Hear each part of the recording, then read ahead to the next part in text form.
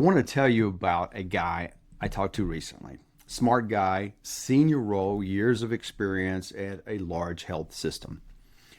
Good job, stable. By every normal measure, he is doing fine. But here's what he said that stuck with me.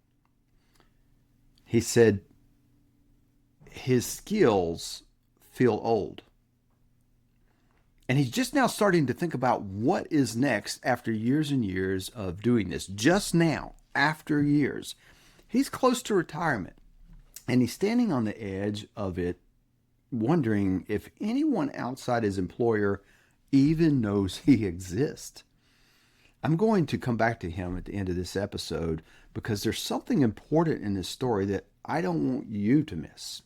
But first, let's talk about why this happens. Why it might be happening to you right now. So let's think first about what I would call the logic of playing it safe. Right? So playing it safe feels responsible, right? We've all got things that we're responsible for paying for. Maybe you've got a mortgage, maybe kids, a good income. So you keep your head down, you do good work, you don't make waves, and you tell yourself, hey, when the time is right, I'll figure out the next thing. We probably don't even really tell ourselves that. That's just, we're not worried about that right now, right? But the problem is, the time never feels right. After the years pass, playing it safe, you see, isn't actually safe because you don't realize it until you need it. And you don't realize that you're not safe. It's just a slow moving risk, as a matter of fact. You don't feel it while it's happening. You feel it when you need something. And this is what I notice because this is usually when people engage with me. You feel it when you need something and you realize you've built nothing outside one company. So now let's talk about the real risk. Here's the risk. I want to name it plainly because most people want to ignore it. When your entire income, the entire career identity, or your entire career identity and your entire professional network runs through one employer, which is fairly normal, you're not safe. You are in the most concentrated risk position that you can hold. One bad manager, one acquisition, one reorganization, and everything you built for the last 10, 15 years or more is suddenly in someone else's hands. That's not safety. That's dependence. The people who actually are safe are the ones who have options. That's the word I want to be in your head right now, is options. Not because they left their job, but because they built something alongside it. The network that's already warm, or a network that's already warm, a skill tested in the market, a reputation that exists somewhere other than their company's internal directory. Options create safety. Staying put without building anything just delays exposure.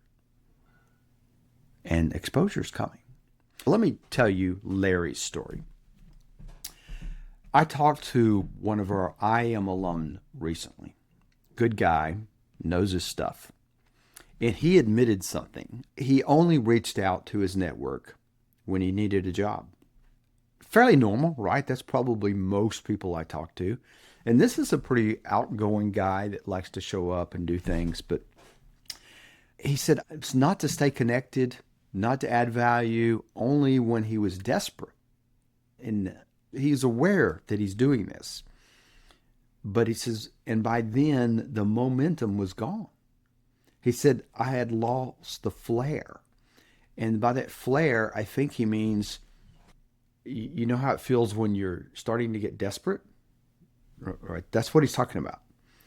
He said he lost the flair. The confidence to reach out, the sense that people wanted to hear from him. We know how it feels when somebody contacts us and they need something from us. I need a job. I want to sell you a vacuum cleaner. And so they're contacting us, and that puts let me just tell you, when you contact somebody and are saying, hey, I'm looking for a job, you put a burden on them. When you send them a resume, they're sitting there with it in their inbox. They don't know what to do with it. Anyway, that's where he was. You can't turn a network on in a crisis. It has to already be running. So, what to do instead? I'm not telling you to quit your job. I'm not telling you to start a business or take some giant leap. What I'm telling you is to start building now. Small, consistent, before you need it. First, show up before you need something. 5 contacts a week. An email, a LinkedIn, a text message. No ask. Just stay in the mix. This is easy, right? Be intentional and stay connected to your network. Second, test your expertise outside your company. Can you explain what you do to someone who doesn't work with you? I had a conversation with a guy the other day who was asking for my help and was running, and it was a string of industry buzzwords. I appreciate that. I understand that. I get that's the lingo he's talking. Some of it's for show, some of it's just the lingo, right? But I didn't know what the heck he was talking about. I could read between the lines, but I didn't know the detail. And he kept going into more and more detail. I'm like, I don't care, because he had already lost me. And that's the thing that you need to practice. Can you solve a problem for someone who isn't your employer? And the first thing is, can you explain what you do? Because you know what? Your employer is not the only one that has the problem, but you need to practice explaining it.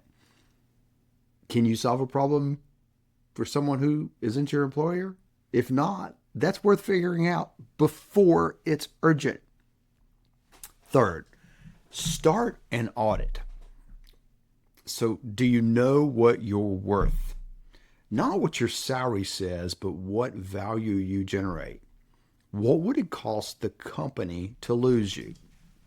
And I don't mean just a payroll issue or the outsourcing issue, but what would it really cost? What's your real true value? Most people don't know, and that means they can't talk about it to anyone. As a matter of fact, there's things that we have to help you right there. Moving past obstacles. There's the download that we have that help you identify some of your obstacles. We actually have some past episodes that go through that. We'll link to the past episodes down below. So let's go back. Remember the guy I mentioned at the start. Near retirement, skills feel old, just now thinking about what's next. Here's what I'd tell him, and I haven't told him yet. We're going to meet, but first of all, it's not too late. He has decades of experience, real problems he solved, real systems he understands better than anybody else. That has value, not just to his employer. And when you start to unpack each of those things, the systems, it's not just that particular system, it's the kinds of systems. What kind of problem is not just that problem, it's the kinds of problems.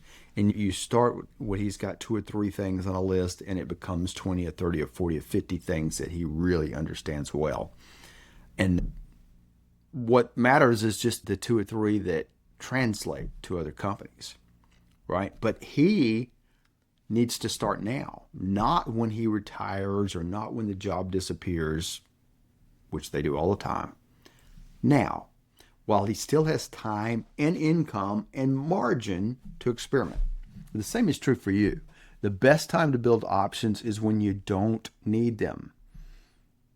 If that sounds like you, go down and grab the moving past obstacles. Is going to be just you identifying what's really broke here, what's really going on, and it will be the beginning of you stepping away. The link is down below in the description or at dalecallahan.com. So go over and find the moving past obstacles. Go take it. If this hits close to home, share it with someone who needs to hear it. It helps us grow this podcast or this YouTube channel. And we know you have a lot of friends in the same boat that you are in We want to be out there and we want to help them. I'll see you next week.